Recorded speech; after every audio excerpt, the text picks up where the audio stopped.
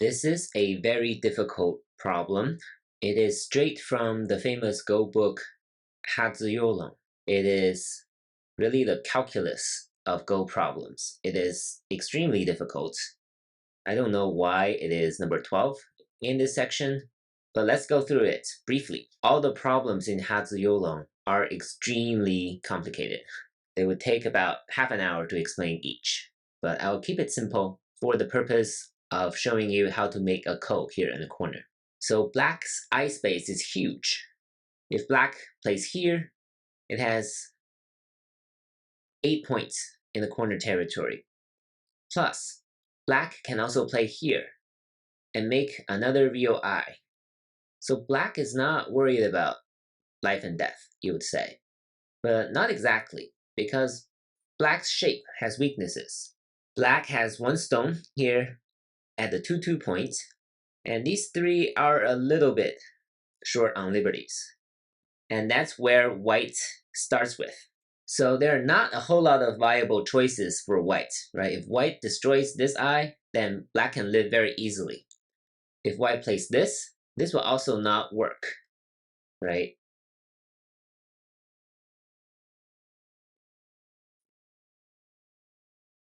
Black can live this way if white plays at 1 and 3. So a tempting move would be this one.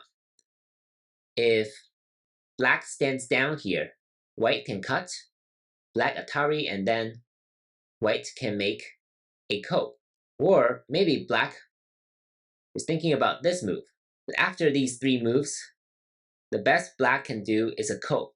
Black will try to live here, and then white will start a ko this way. And it's a pretty bad ko for black, because black have to connect twice. So it's an approach ko for black. It's not a great move. So number 2 is probably wrong. But the correct answer for black here is to play here. And black will be able to live, because white must pull back number 1. And now black can live here, like this. So after white's number 1, black's number 2 will ensure black's survival.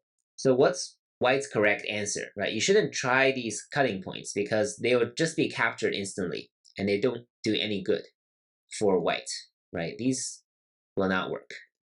So the correct move for white is here. If black plays any of this, then white can cut, and this will be a snapback. So this is unacceptable for black. So what black can do is this. It's a double tiger's mouth. So white cannot come in. And now this is also important.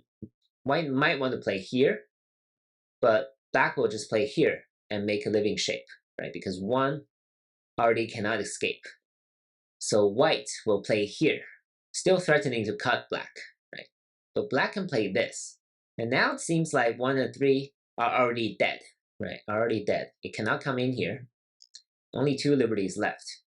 And this is exactly what's so fascinating about this problem, is that white can still make a ko. And it'll be a great headache for black. How do you make a ko? Throw-ins, yes. White throws in here. Well, this is not immediately a ko, but what white can do is to do another throw-in. So now this is the ko we're looking for. If black wins the ko, then black will be alive, and these 2 white stones will be dead. If white somehow wins the ko, right, white needs to win this ko first, and then win this ko.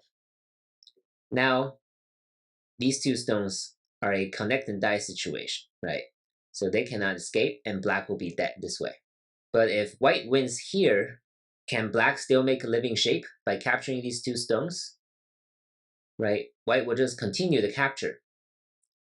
And if black connects, white will destroy this eye, right? Black only has 1 real eye left, so this is not okay for black.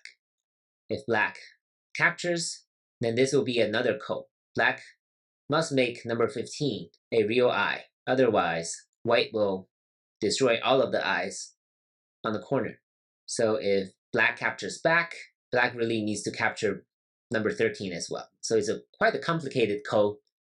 You have to think about how it might play out the result is not super straightforward, but black cannot cancel the ko very easily once white wins this initial ko. And of course, winning this initial ko is really important for both sides. So the takeaway here, I guess, would be the throw-ins.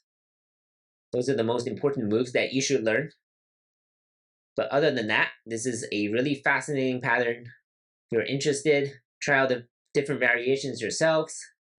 If you have any questions or comments, please leave them below because this is complicated and it is very natural to have questions about any of the variations I showed you or about some of the variations you came up with yourself.